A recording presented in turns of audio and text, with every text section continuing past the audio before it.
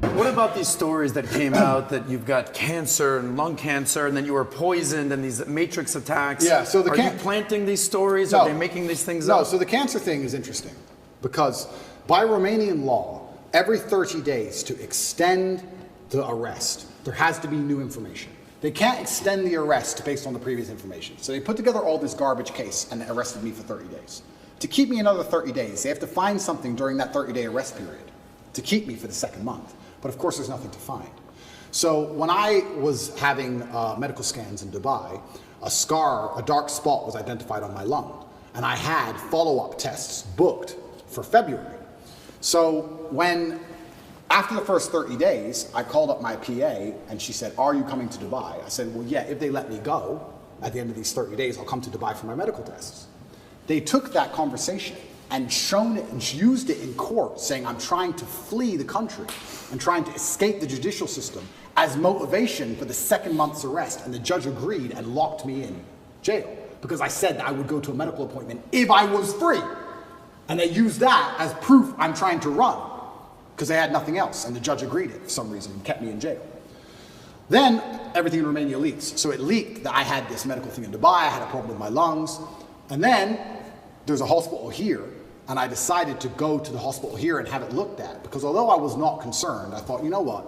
Although it's difficult to do procedures in jail, I have time for once in my life. So I decided to go to the hospital here in Romania, and Romania does have some private healthcare, which is actually very high quality. It's not as poor as people think it is. And I went to a private hospital, and I knew it wasn't cancer. I knew it wasn't. I sat down with the doctor and said, "We're really concerned about this dark spot in your lung." I said, "It's not cancer." He said, "How do you know?" I said, "That's just not my life path. It's not my story." You told him that? Yeah. The doctor was like, "Okay, but we have to investigate." I was like, "We can investigate, but it's just not my story. It's not cancer. I have 0%. So I went to the doctors here. In Romania, everything leaks. It leaked out to the press. I had this mark on my lungs. I was supposed to go to Dubai. They denied me going to Dubai. They said that's enough reason to hold me and keep me in jail, which is absolutely insane, all because I had a phone call about a medical procedure. It's crazy. But they were always going to keep me anyway and find some reason. I went there. I had a bronchioscopy. Have you ever had one of them? Bro. I wouldn't call it painful, but it's certainly horrible. So they put a camera in your lung. So it's down your throat, but it's in your lung. It's not down your throat, it's into the airway.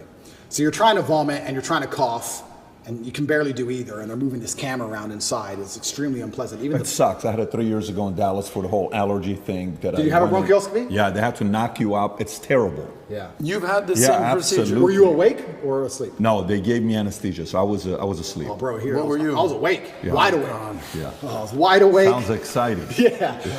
They gave me this, they tried to numb your throat a bit and then they gave it to me. And the doctors all around me. It's kind of interesting because when something is in your mouth and you're choking, you want to grab it, right? So you're on a chair and you're like tied to the chair, so you can't move your hands. So you're like tied to the chair and you're like this, and they put this thing down your throat, this camera, and you're trying to vomit and you're trying to cough, but they can't move the camera when you're coughing.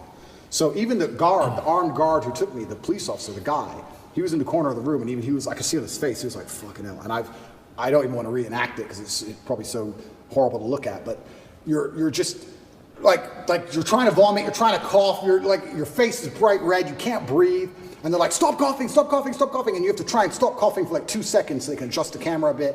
It's the worst 20 minutes of my life. It was horrible. They finish that and they go, "Okay, well, the good news is there's precisely 0 smoking damage on your lungs, and your lungs are perfect, but the lesion, whatever it is on the outside of your lungs. It's not on the inside of your lungs. We couldn't see anything." So I completed that procedure, went back to jail. That was a nice evening. Horrible. Anyone who has a bronchioscopy, yeah, go to sleep. Don't stay awake. Horrible. Then they said we have to find it. We have to get a biopsy from the outside of your lungs.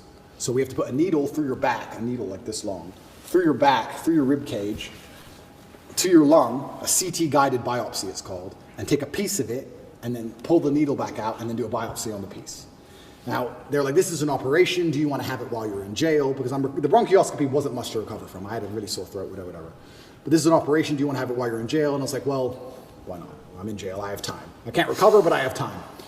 So I went for my CT guided biopsy. They put you on your front. They show you the needle. It's like this long. And then they stick it in you, and then they scan you with the biopsy, and they try and see where the mark is, and they adjust the needle, and they scan it. It's like 30 minutes of them shoving this needle in you, trying to get to the right point. And eventually they did the biopsy, and they said, yeah, it's benign. Some lesion I might have had from when I had pneumonia when I was a kid or something. It's benign. And as I told you, I knew that cancer wasn't my life path. I knew it wasn't. But obviously, rumors spread like wildfire. Wildfire. Everybody in the States. Especially because I smoke. Tate's got cancer. Especially because I smoke all the time. Right. But it was actually very refreshing to hear. I have zero smoking damage in my life.